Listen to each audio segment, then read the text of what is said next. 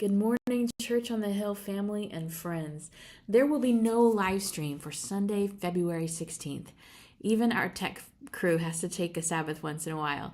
So we are going to be having church in person, but I wanted to make sure you still feel connected to what's going on in the community. So I wanted to tell you one big announcement and then talk through a little bit of what I'm thinking for this sermon this Sunday. The announcement is that on Ash Wednesday, we are going to have a special soup dinner.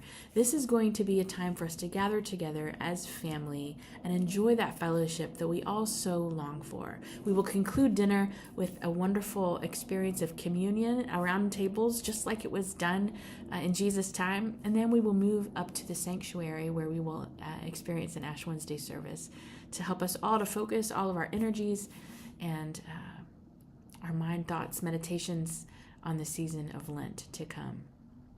But this Sunday, we are not in Lent yet. We are actually still working our way through the book of Luke, examining who is this Jesus according to the book of Luke. And we arrive at what people call the Sermon on the Plain, because a lot of it sounds like the Sermon on the Mount, but in Luke it happens on a level place. It says he stood on a level place, so not on a mountain.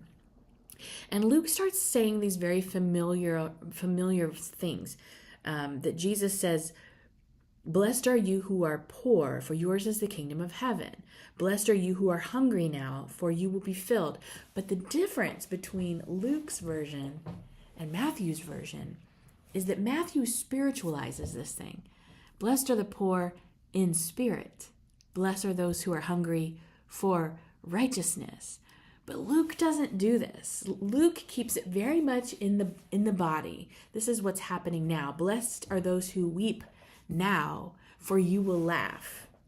Blessed are you when people hate you, and they exclude you, revile you, and defame you on account of the Son of Man, Jesus. And then he says, rejoice in that day and leap for joy, for surely your reward is great in heaven.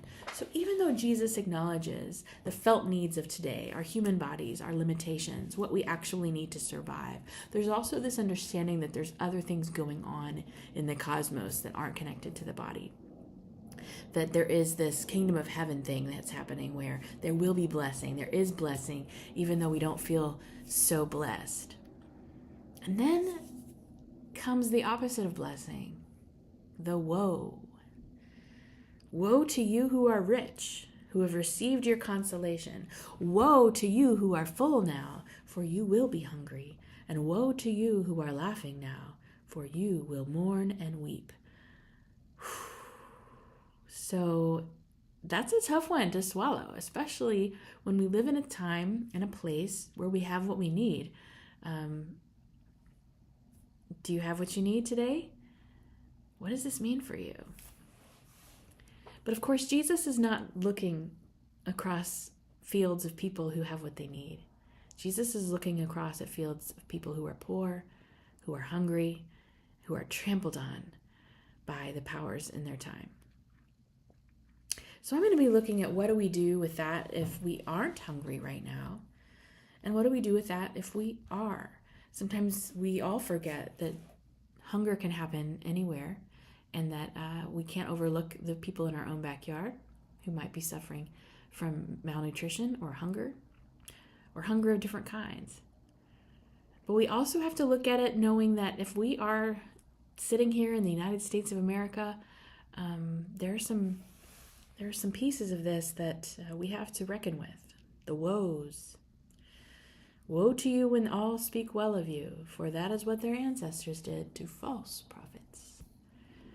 Guess you can't be friends with everybody. Well, these are the things I'm contemplating, thinking about for the sermon on Sunday.